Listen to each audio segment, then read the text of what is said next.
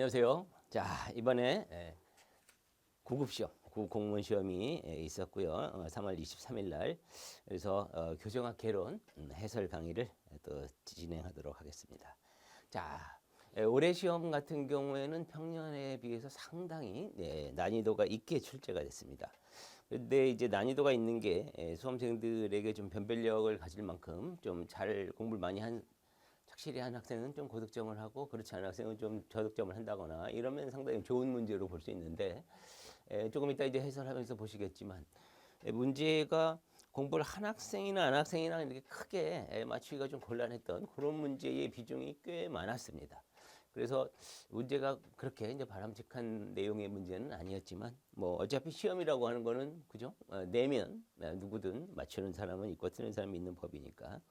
그래서 역대 최근 몇 년간 가장 어려웠던 시험 중에 하나였기 때문에 이번에는 이제 교정학의 결론이 또 여러분 득점이 상당히 좀 쉽지 않았을 거로 좀 생각이 듭니다. 자, 그러면 어떻게 출제가 되는지 출제 분포를 간단히 확인을 해보고 또 들어가도록 하겠습니다. 일단 교정학 파트의 문제 수가 꽤 많았죠. 14문제 나왔고요.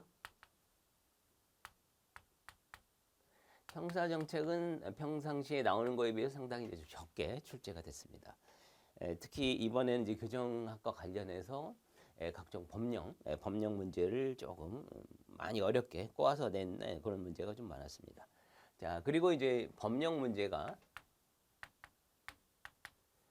교정학 파트에서 10개, 그리고 이론 부분은 교정학 파트에서 4개가 되고 형사정책이 교정학 파트 3개, 이론 부분 3개 이렇게 됩니다. 그래서 법령이 총 13문제, 이론이 7문제 이렇게 되죠. 그래서 법령과 이론의 비중은 법령이 뭐 많이 나올 때 이거보다 더 많이 나오기도 하죠. 그래서 법령과 이론에서는 평균 수준보다는 약간 적은 정도 이렇게 되고요. 그 중에 법령에서 제일 많이 출제됐던 게 형집행법령. 여러분 잘 아시다시피 교정학에서는 형집행범법 법령에서 출제 빈도가 높고 여기서 9문제가 나왔습니다. 이렇게 나오고 나머지 이제 기타 법에서 뭐 민형교도법이라든지 소년법, 형법, 형의 실효 등에 관한 법률 등등등에서 이렇게 한 문제씩 이런 식으로 출제가 됐고요. 그 중에 한 문제는 형법과 형 실효 등에 관한 법률 2개를 이제 2가지 법에서 묶어서 출제한 문제도 있었습니다. 자, 난이도를 이제 간단히 살펴보면 이번에 좀 난이도 상급 문제가 그죠? 한두 문제 정도 나오는 거는 괜찮은데 제가 이제 사람마다 이제 편차는 있겠지만 제가 분석하면 한 4문제 정도 이거 상당히 이제 난이도가 높았다는 뜻이 되겠고요. 나머지 중급 하급은 9개, 7개 이건 제 이제 나름 분류입니다. 이 정도 비중이었어요. 이 중에서도 또 이제 상급 많이 어려웠고 중급 문제 중에서도 좀 꼼꼼히 보지 않으면 놓칠 수 있는 문제가 많았기 때문에 상대적으로 득점하기가 쉽지 않았고 제 느낌으로는 한 80점 이상 정도 득점을 했으면 고득점자다. 이렇게 이제 얘기를 할 수 있을 것 같습니다. 난이도 상급의 문제 중에는 이제 수형제 초에 관한 문제 법령을 살짝 변형한 거 이거 찾아내기가 조금 어려울 수 있었고요. 그다음에 형실효 등에 관한 법령 관련해 가지고 약간 수험생이 유심히 안 보는 내용이 조금 출제가 돼서 그게 좀 어려울 수도 있었고 사람마다 차이가 있습니다. 그리고 개인 작업 문제라든지 독거 수용 문제에서 단어를 살짝 변형한 거 그런 것들은 좀 난이도가 있었다. 이렇게 생각이 듭니다. 자, 그러면 바로 해설로 들어가겠습니다. 자, 1번 범죄학에 관한 고전주의 실증주의에 관한 설명입니다. 고전주의 범죄의 결과에 상응하는 그죠? 잘못에 상응하는 형벌이 따라야 한다는 게 고전주의의 핵심 내용이고 실증주의 부정기형 사회의 처우를 중시합니다. 소질과 환경에 따라서 어떻게 개선하고 치료할 것인가 접근하다 보니까 형벌보다는 각종 이런 부정기형 사회의 처우가 강조되죠. 자, 그다음에 고전주의의 인간은 누구나 자유의지를 가진 존재고 평등, 그다음에 범죄인, 비범죄인 본질적으로 다르지 않다. 누구나 합리적인 이성을 가지고 고통과 쾌락을 비교해서 선택하는 존재다라는 점에서 출발하는 게 고전주의죠. 3번 19세기 과학적 증거 현상 논증하는 학문사죠. 바로 실증주의, 자연과학의 발달을 실증주의에서 바로 범죄 원인, 이 사람이 왜 범죄를 저질렀을까를 접목시켜서 해석을 하면서 실증주의가 등장했죠. 자, 4번이 틀렸죠. 실증주의는 적법 절차 모델에 바탕을 합리적인 형사사법.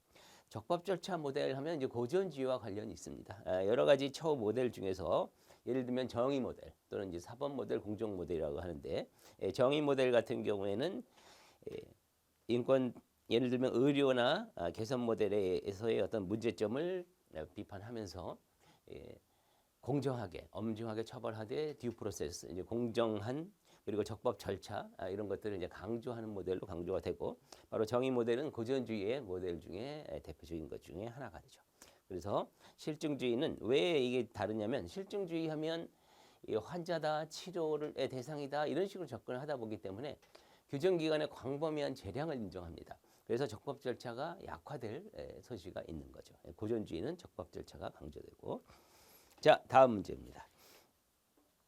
형법상 집행에 관한 설명 옳지 않은 거. 징역은 규정시설을 수용하여 집행하고 정해진 노역, 복무용 맞죠? 2번 유기징역, 유기근고 자격정지 병과하면 바로 징역근고 집행 종료 면제되고 나서 자격정지는 기산을 하고요. 3번이 틀렸죠. 벌금 과료 확정 판결로부터 30일 내에 납입해야 된다. 벌금을 선고할 때는 동시에 완납할 때까지 노역장 유지할 걸 하회야가 아니죠. 평상시에 제가 많이 강조했던 부분입니다. 할 수 있다죠. 그래서 이건 뭐냐면, 벌금을 선고하는데 이 사람이 내지 않을 것 같다 그러면 법원의 재량으로 노역장 유치를 명해서 완납할 때까지 먼저 노역장에 가서 완납을 하게 되면 풀어주는 이런 방식으로 법원의 재량으로 우리 형법에 규정을 두고 있는 거죠. 자, 4번. 벌금이나 과료 선고받은 사람 금액이 일부 납입했다. 그러면 바로 벌금, 과료, 노역장 유치 일수 공제를 하는 거죠. 그래서 옳은 지문입니다. 자, 다음 3번 문제. 지역사회 규정 문제입니다. 지역사회도 출제 빈도가 높은 파트죠. 규정시설의 과밀성 문제 해소하기 위한 방안으로서 지역사회 규정, 시설 구금을 피하고 사회 내 처우, 그죠? 지역사회 규정을 실시한다는 개념. 2번 범죄자의 처벌에 대한 인도주의적 관점. 단순한 국가에서 시설 내 처벌을 하고 처우하는 것보다는 지역사회 규정이 바로 인도적 처우에는 큰 도움이 되죠. 3번이 틀렸죠. 형사지대의 단절이 아니죠. 범죄자의 사회복귀나 재통합을 실현하고자 하는 의도는 맞지만 단절은 아닙니다. 왜냐하면 지역사회 규정은 교정의 장소를 시설에서 규정시설에서 지역사회로 장소가 바뀌는 개념입니다. 그래서 처벌의 연속성이 유지된다라는 측면, 그러니까 처벌의 형태가 변화되는 형태이지 단절된 건 아니기 때문에 제재의 방식이 단절이 아니라 제재의 방식의 변형이라고 해야 옳은 지문이 되겠죠. 3번이 답이고요. 4번 실제로 범죄에 대한 통제를 증대시켰다. 지역사회 규정을 하다 보면 규정시설에서 하지 않는 다른 어떤 걸 하고 이 사람이 어떤 안 좋은 길로 가는 걸 막기 위해서 일정한 통제 감시를 하다 보니까 실질적으로 다른 어떤 유형의 통제 감시가 증가하는 측면에서는 비판을 받습니다. 4번 형집행 법령상 수용자 편지 수수에 관한 부분입니다. 자, 1번 수용자는 시설의 안전시설 해칠 우려가 있을 때 편지 주고받을 수 없다. 편지에 대해서 원천적으로 제한하는 사유 중에 하나죠. 그 다음 2번 수용자가 보내거나 받는 편지는 법령에 어긋나지 않으면 횟수 제한한다. 무제한입니다. 법령에 어긋나지 않는 한 무제한의 특징이죠. 그 다음에 3번 소장은 규율 위반으로 집행 중인 수용자와 다른 수용자와 편지를 주고받는 때는 내용을 검열하여야 한다. 틀렸죠? 이거는 이제 무검열이 원칙인데 일정한 예외 사유가 있을 때는 이제 검열 사유로 하고 있고, 그 다음에 시행령에서는 규율 위반 징벌 집행 중인 수용자 또는 조사 중인 수용자가 다른 수용자와 주고받을 때에는 검열할 수 있다라고 규정하고 있습니다. 그래서 이 문제에서는 하여야 한다가 잘못됐고요. 할 수 있다라고 해야 됩니다. 특히 올해 시험에서는 하여한다 할 수 있다를 변형한 문제가 상당히 많습니다.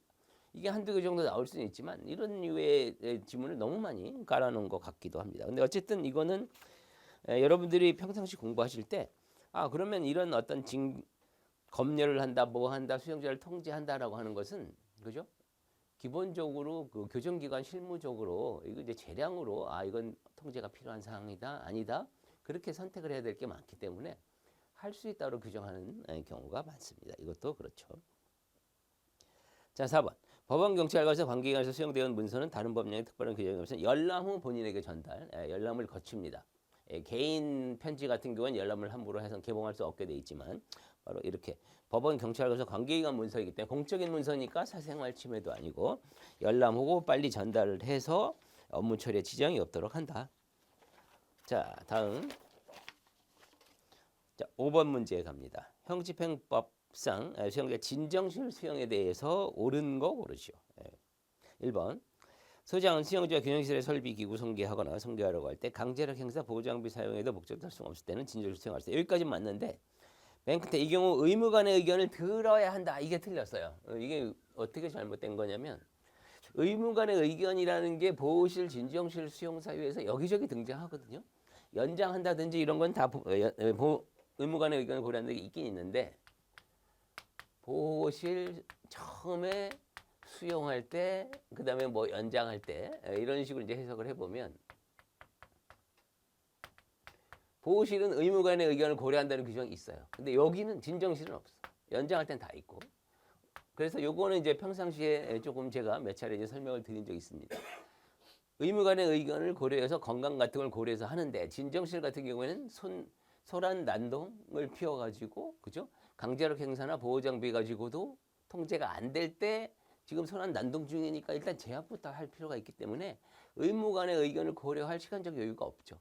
그래서 요거는 이제 그런 규정이 없다라는 게 하나의 특징입니다. 그거를 의도해서 낸 문제입니다. 그래서 이런 문제는 여러분 평상시 좀 유심히 봐두셨으면 맞출 수 있었는데 하여튼 좀 못 찾는 분도 있을 것 같기는 합니다. 쉽지는 않은 문제지만 좀 꼼꼼히 학습한 학생들은 맞출 수 있었고요. 그다음에 연장 같은 경우에는 일단 이미 그죠? 시설에 집어넣은 이후이기 때문에 의무관의 의견, 건강 상태를 고려해서 할 필요가 있는 거죠. 자, 그다음 2번. 진정실 수용 기간 24시간 이내고 소장 계속 일단 여기 의무관 의견 고려 나오죠? 12시간 이내입니다. 그다음에 3번. 진정실 수용할 수 있는 기간 계속하여 2일이 아니라 3일을 초과할 수 없죠. 그다음에 4번. 소장은 진정실 수용하거나 연장할 때 사유를 가족이 아니죠. 예전에도 이런 유사한 문제 지문이 몇 차례 나온 적이 있는데 가족에게 통지하는 거는 여러분 접견, 변화 편지 딱 이런 게 대표적인 사례가 되겠고 또 뭐 사망을 했다거나 그 외에는 접견, 편지, 전화 통화가 제한되거나 할 수 없게 된 이런 상황. 이런 징벌을 받는다든지 또는 이것처럼 진정시를 수용한다든지 이런 거는 본인에게 통지하는 것이지 가족은 X입니다. 그래서 옳은 건 2번이 답이다.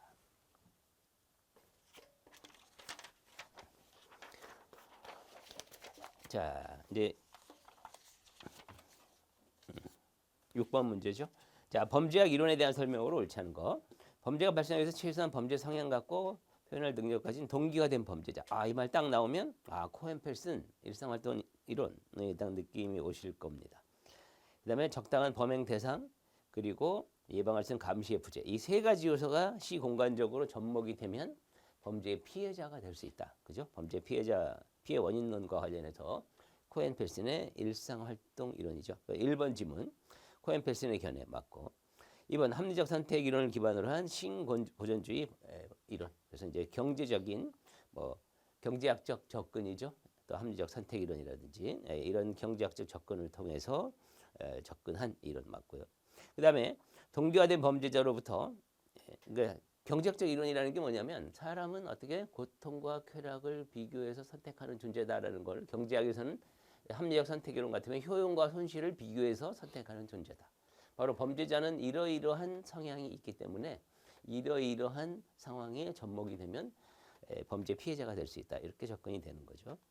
3번 동기화된 범죄자로부터 범행 대상 보호할 수 있는 수단인 가족, 친구, 이웃 등의 부재. 바로 감시의 부재. 감시 장치가 많으면 많을수록 범죄자는 접근하기 어렵다는 것이고 그 피해자 주변에 가족, 친구, 이웃이 있다면 감시가 있기 때문에 부재가 아니라 존재하기 때문에 그때는 범죄자는 범행을 함부로 하기가 어려워진다. 범행 기회가 감소된다. 이런 뜻이죠. 자, 4번. 범죄 예방의 중점, 환경이나 상황적 요인보다 성향 동기. 범죄자의 성향 동기의 감소가 아니죠. 범죄자는 이러이러한 성향을 가지고 있다는 걸 전제로 범죄 예방의 환경이나 상황을 어떻게 범행 기회를 쉽게 범행을 저지르지 못하는 상황으로 유지를 해야 그래야 범죄가 예방된다는 뜻이죠. 앞뒤가 바뀌었죠. 4번이 답입니다. 7번 형집행법 시행규칙상 처우에 관한 설명 옳은 것은 자, 이 문제가 바로 수식어를 살짝 변형을 해서 정답을 골라내기 조금 어려울 수 있는 문제였습니다. 1번 소장 개방처급 수용자에서 월 3회 이내 경기 허락해 요거는 2회 이내죠. 1번 틀렸고 2번 완화경비 처급 중간처우 선불 절차는 법무부 장관이 정한다라는 그죠? 그 외에는 법무부 장관이 정한다. 선발 절차 규정 있습니다. 정답이고 3번 소장은 처우를 위하여 특히 필요할 때 일반 경비 처우급에게 대해 가족 만남의 날 이건 처우를 위하여가 아니고 교화를 위하여이기 때문에 틀린 거예요. 가족 만남의 날이나 만남의 집 같은 경우에는 개방과 완화 경비 처우급이 원칙이고 예외적으로 일반 경비 처우급에게도 허용할 수 있는데 언제? 교화를 위하여 필요할 때 이 처우가 틀린 지문이라는 뜻이죠.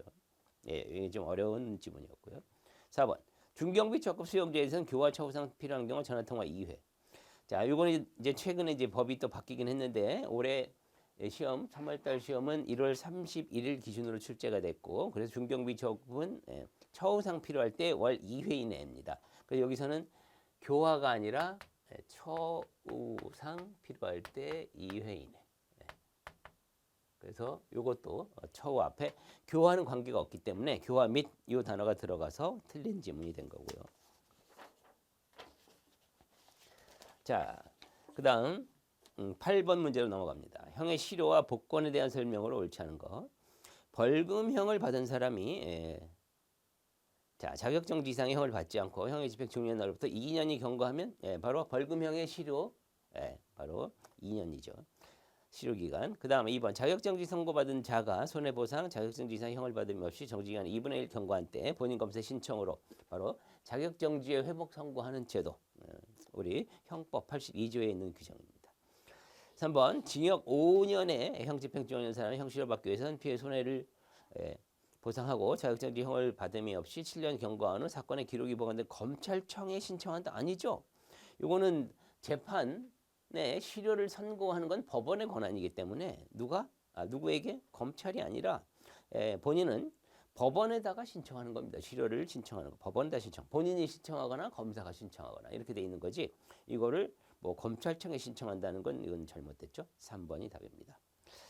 자, 이거 이제 법 조항 누가 어떤 권한이 있느냐를 알아야 맞출 수 있었겠죠. 물론 이 정도 지문은 맞춰야 하는 문제가 되겠죠.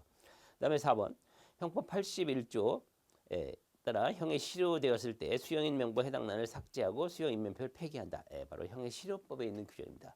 이 문제는 제가 약간 어려운 문제로 이제 분류를 했는데 분류한 이유는 여기 2번 지문 같은 경우에는 형법 규정 중에서 별로 자격정지의 어떤 복권 같은 회복제도는 평상시에 좀 유심히 잘 안 보는 파트가 되겠고요. 그 다음에 여기 4번에 있는 형의 실효 등에 관한 법률에 또 수용 임명부에 해당하는 뭐 삭제라든지 임명부 폐기 같은 이런 규정까지는 그죠? 별로 많이 관심을 안 갖기 때문에 약간 어려울 수 있는 문제로 보입니다. 자, 다음 9번 암수범죄 문제입니다. 기억반 암수범죄로 범죄 통계학이 도입된 초기부터 바로 캐틀레죠. 범죄 통계학의 아주 대표자라고 불리는 바로 캐틀레고요. 창시자죠, 창시자. 암수범죄를 발견을 하고 정비례 법칙을 뭐 명예범죄, 암약범죄 하면서 정비례 법칙을 주장한 게 캐틀레. 맞는 지문이고요. 이번 절대적 암수란 수사기관에게서 인지되었으나 해결되지 않는 범죄. 틀렸죠? 수사기관이 인지조차 못한 게 절대적 암수예요. 그래서 이것처럼 인지는 되었으나 해결되지 않는 것은 상대적 암수범죄고 완전 범죄가 그럴 수 있겠죠. 수사기관이 파악을 해서 수사를 했는데 해결을 못하는 거. 그거 상대적 암수범죄고요. 니은번 틀렸고 디귿번은 또 반대로 틀렸죠. 상대적 암수범죄는 마약범죄와 같이 피해자, 가해자 구별이 마약범죄처럼 피해자와 가해자 구별이 어려운 서로 눈이 맞아가지고 이루어지는 마약범죄, 윤락행위 문제, 뭐 도박이라든지 이런 범죄들 같은 경우에는 은밀히 이루어지기 때문에 수사기관이 인지조차 하지 못하는 경우가 많죠. 그래서 이거는 절대적 암수범죄에 해당이 됩니다. 그러니까 니은 디귿이 틀렸고 리을번 암수범죄는 자기 보고식 조사, 피해자 조사 등 설문조사 방법을 간접적으로 관찰하는 그렇죠. 그래서 암수범죄의 발견하는 하나의 방법으로서 많이 활용이 되는 방법입니다. 그래서 2번 기억 리을이 정답입니다. 10번 형집행법 시행규칙상 개인 작업에 관한 설명. 이것도 좀 어렵게 출제가 되는 파트죠. 1번 소장은 수용자가 개방 완화 경비 작업 작업 기술이 탁월하거나 작업 성적이 우수한 경우 수용자 자신을 위한 개인 작업을 하게 할 수 있다. 여기서는 하거나가 아니고요. 하고죠. 하고. 그러니까 작업 기술이 탁월하고 그다음에 작업 성적도 우수한 두 가지 조건을 모두 갖춘 사람이어야 합니다. 뭐 앞에 개방 완화 경비 작업뿐만 아니라 그때 개인 작업이 가능하지 이게 선택적인 사항이 아니니까 1번이 답이죠. 여기 조금 발견하기 어려웠던 지문이고요. 2번 개인 작업 시간 교도 작업에 지장 주지 않는 범위에서 1일 2시간 이내 소장은 개인 작업 수용자 개인 용구 사용할 수 있고 용기의 보관. 그 다음에 4번 개인 작업 필요한 작업 재료 구입 비용 본인 부담이 원칙이고 차후상 필요하다면 예산 범위 지원이라는 거 맞죠. 11번 형집행법령상 징벌에 대한 설명입니다. 1번 소장은 30일 내 금치 처분받은 수용자 실의운동을 제한할 때 그렇죠. 매주 1회 이상.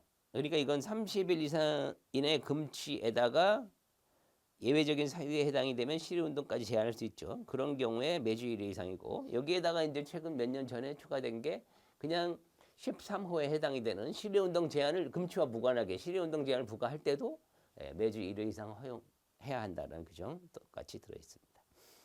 자, 2번 수용자 징벌 대상의 조사 기간은 10일 이내고 특히 필요한 경우 1회나 7일까지 추가할 수 있죠. 3번 징벌 대상자 징벌 특별한 사정으로 조사가 계속하기 어렵다. 바로 일시정지 제도인데 일시정지를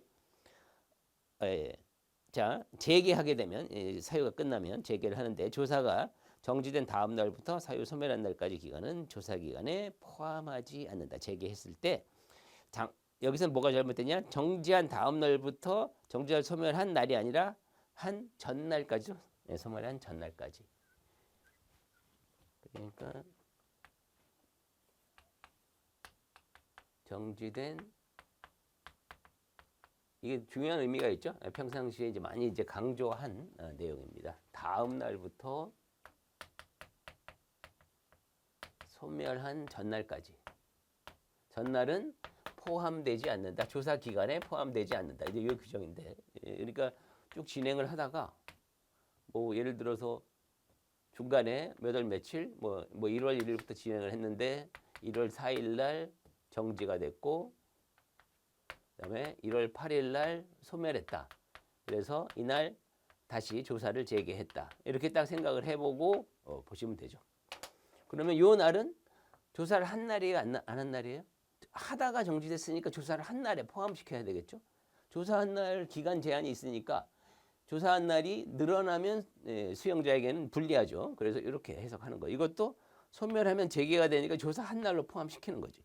그래서 전혀 조사를 하지 않은 날, 바로 1월 요 사이에 있는 날, 1월 5일부터 1월 7일까지 이렇게 되는 거죠. 요 다음 날부터 소멸한 전날까지 요 기간은 포함시키지 않는다. 그래서 다음 날 전날이 중요한 의미가 있죠. 자, 그걸 의도한 문제입니다. 3번이 답이고. 4번 소장은 수용자 교정사고 방지에 뚜렷한 공로가 인정되는 분류처분의 의결 후 장관의 승인. 바로 일종의 특별 실효 제도죠. 교정사고에 뚜렷한 공로가 있으면 실효기관과 무관하게 분류처분의 의결과 장관 승인으로 실효시킬 수 있는 제도가 있다. 12번 형집행법상 수용을 위한 체포에 관한 설명입니다. 1번 천재지변에 일시 석방된 수용자 정당한 사유가 없는 한 출소 요구받은 게 아니라 딱 석방이 되면 석방 후 24시간 내에 교정시설이나 경찰관서에 출석하게 돼 있어요. 석방 후입니다. 출석 요구받은 후가 아니라 그거를 수식어를 살짝 변형을 했죠. 1번이 답입니다. 자, 그 다음 2번 교도관은 수용자 도주하면 72시간 내까지 체포권을 부여했고 3번 체포를 위해 긴급이 필요할 때 이동 경로 안다는 소재 아는 사람에게 정지 질문권이 있죠. 체포 같은 거는 일반인들에 대해서 할 수는 없죠. 정지시켜 질문은 가능하죠. 그 다음에 4번 교도관은 수용자 체포를 위하여 영업시간, 공연장, 여관, 음식점, 역 등등등에게 그죠? 그 장소 관계인 등에게 협조를 요구할 수 있는 규정이 있습니다. 13번 수용자 자치제. 자치제는 부정기형 제도와의 효과적이죠. 왜냐하면 자치심이 충분히 함양이 되면 중간에 석방할 수 있도록. 자기 통제 원리고 스스로 통제하는 원리, 자기 조절 훈련 과정 결합, 수용자의 사회 적응력 키울 수 있다. 바로 자치제의 취지입니다. 제가 1번 하다가 2번 넘어갔나요? 부정기용 효과고 과학적인 분류심사 기본적인 전제가 되고 어떤 사람을 자치제 대상으로 할 것인가. 그다음에 2번은 자기 통제 원리와 조절 훈련 과정 결합 적응력 하는 게 바로 목적이 되겠고 3번이 답이죠. 오스본은 1914년 싱싱교도소 아니죠? 네, 바로 5번 교도소에서 바로 행용시설 사상 최초의 수용자 자치제를 운영하고 아주 유명하고 또 중요한 사항이고 시험에도 여러 번 출제가 됐죠. 자, 3번 답이고요. 4번. 수용자치제는 교도관의 권위를 저하시킬 수 있고 소수힘 있는 수용자의 다수의 일반 수용자가 억압하는 통제의 폐단. 그러니까 자치제가 제대로 이루어지지 않고 조금 어떤 끼리끼리 모여서 누구가 리더를 하면서 이런 좀 안 좋은 상황이 생길 여지가 있다. 네, 그렇겠죠. 자, 그다음에 14번. 수용자 처우 모델에 관한 옳은 거 고르시오. 자, 이건 디귿번만 틀렸고요. 기역, 니은, 리을이 맞죠. 정의 모델은 범죄자의 법적 지위, 권리 보장에 관점 처우의 문제 접근하고 형 집행의 공정성, 법관의 재량권을 강조한다. 정의 모델 같은 경우는 기존의 의료 모델이라든지 개선 모델에서 이 범죄자를 환자로 보고 치료의 대상으로 하면서 막 광범위한 규정기관의 광범위한 재량권을 인정을 하다 보니까 인권이 침해된다거나 절차가 준수가 안 되는 측면을 많이 강조를 합니다. 그래서 공정한 형 집행이고 제3자인 법관의 재량권 같은 경우도 지나치면 또 안 되겠다. 그죠? 이것도 이제 안에 이제 사법기관의 광범위한 재량권에 대해서는 바람직하지 않으니까 제한을 강조한다. 이렇게 나왔죠. 그다음에 2번. 의료 모델은 치료를 통한 사회복귀를 목적으로 하는 것이고 가석방 제도를 중시한다. 정확히 맞는 표현이죠. 환자로서 치료의 대상이고 또 치료가 다 되면 빨리 나갈 수 있도록 가석방 제도. 자, 또는 뭐 부정기용 제도. 그다음에 디귿번. 적응 모델 하면 정의 모델을 비판한 게 아니죠. 의료 모델을 일부 수정합니다. 의료 모델을 비판하면서 일부 수정. 그러니까 적응 모델은 의료 모델처럼 범죄자는 환자고 치료의 대상이다라는 것까지는 인정을 해요. 다만 단순한 객체가 아니라 스스로 의사결정을 하고 책임질 능력이 있는 사람들이기 때문에 각종 요법, 그래서 여기 규정처우 기법으로 현실요법이나 교류 분석 같은 이런 기법을 많이 활용함을 강조합니다. 그래서 의료 모델을 비판하고 수정한 형태가 적응 모델이죠. 디귿이 답입니다. 자, 요거는 이제 개선 모델이라고도 부릅니다. 번역하기에 따라서. 그다음 리얼번 재통합 모델 또는 재사회화 모델로 번역하기도 하고요. 자, 사회의 범죄 이후 책임이 있기 때문에 지역사회에 기초한 규정. 재통합 모델은 지역사회 변화를 강조하기 때문에 지역사회 규정을 특히 강조한 대표적인 모델입니다. 그래서 4번이 답이고요. 15번. 소년법상 보호사건 심리조사에 관한 내용.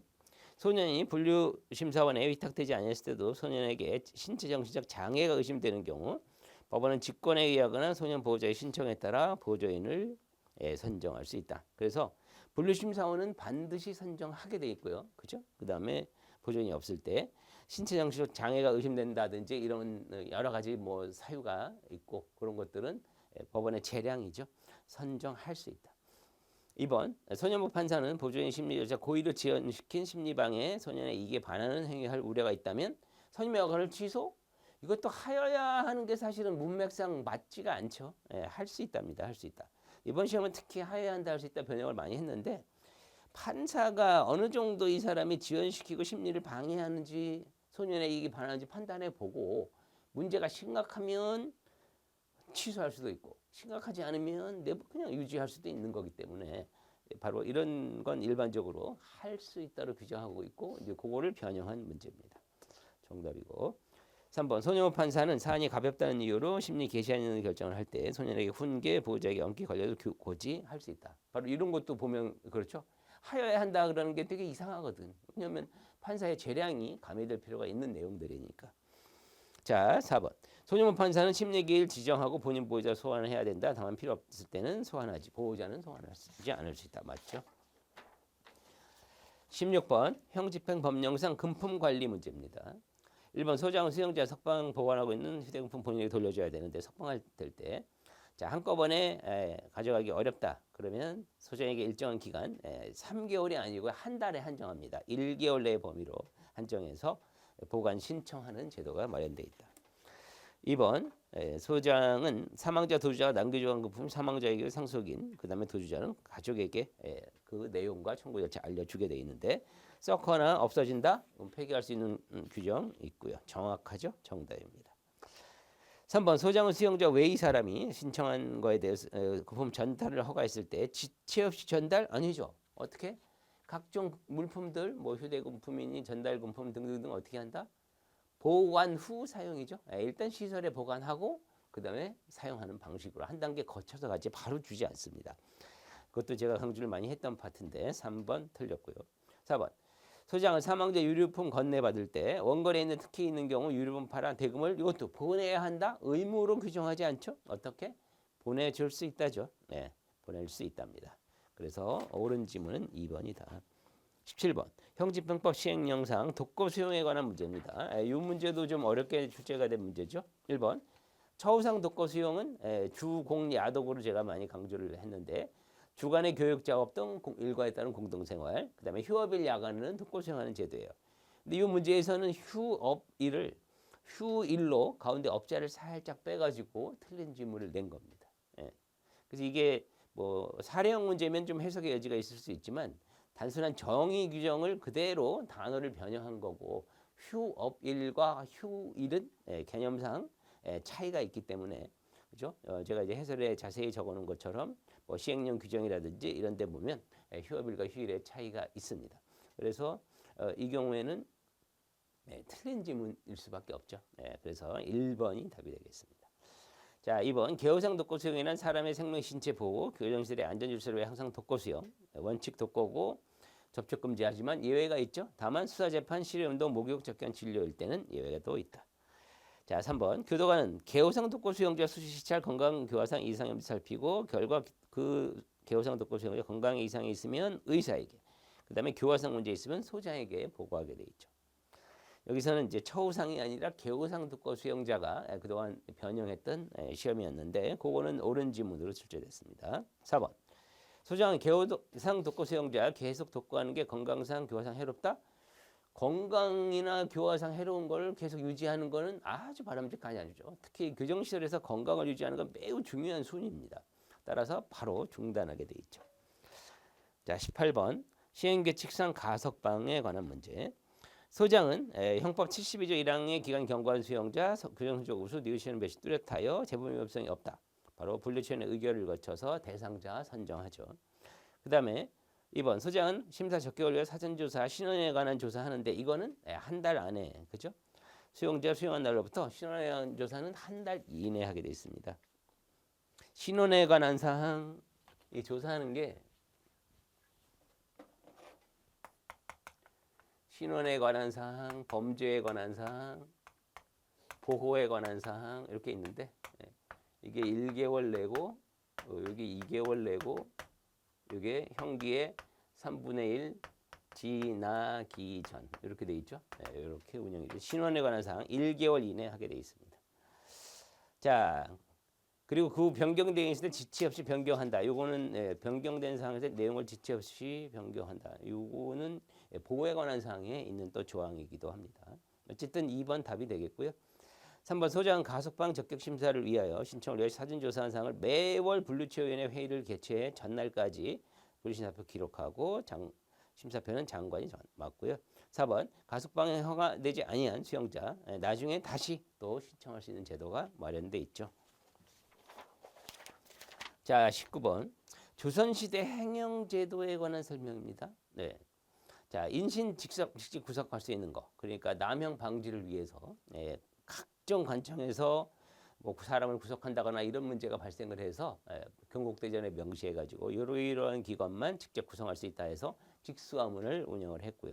거기에는 또 5기 부설이 돼가지고 바로 구금 기능을 담당했습니다.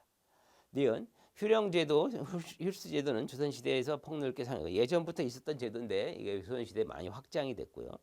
강강종경 보방제도가 또 대표적인 바로 휴령제도 내용 맞죠? 강강종경 한 단계씩 형을 내리는 강강종경 가명 그러니까 다른 형벌로 바뀌는 거죠. 뭐 사형은 유형으로, 유형은 도형으로, 도형은 장형으로. 그다음에 이제 보방제도, 친상을 당하거나 일정한 몸이 안 좋거나 하면은 일정 기간 가족을 돌보고 돌아올 수 있는, 몸을 치료하고 돌아올 수 있는 이런 제도. 오늘날 기유제도와 유사한 보방제도, 다 휴령제도입니다. 그러니까 도형에는 태형이 병가했다, 바로 틀렸죠? 바로 장형. 그죠? 도형과 유형에는 장형이 병가됐습니다. 디귿이 틀렸고, 뭐 충분제도는 맞죠. 그다음에 리얼번. 1890년 징역 처단례를 통하여 장형과 유형을 전면 폐지. 장형이 바로 이때 폐지가 됐지만 유형은 범위를 축소해서 국사범, 오늘날로 말하면 정치범이죠. 국사범에 한하여 운영을 했습니다. 그러다가 일제시대에가 들어가면서 1909년도부터 유형이 그때 폐지가 됩니다. 그래서 유형은 어느 정도 좁은 범위로 유지가 되다가 폐지됐기 때문에 유형은 이때 전문적 폐지가 아니니까 리을번은 틀린 지문이죠. 그래서 기억 니은이 맞습니다. 자, 20번. 민영교도소법상 민영교도 설치 운영에 관한 설명 옳지 않다.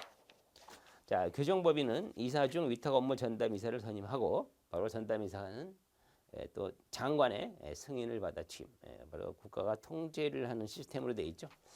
그다음에 2번. 법무부 장관은 사전에 기획재정부와 협의하여 민영서 운영 법인에 대한 매년 경비를, 바로 민영서 자금을 지급하는데, 국가에서 돈 나가는 거는 기획재정부가 또 담당이니까 사전 협의를 거치게 되어 있습니다.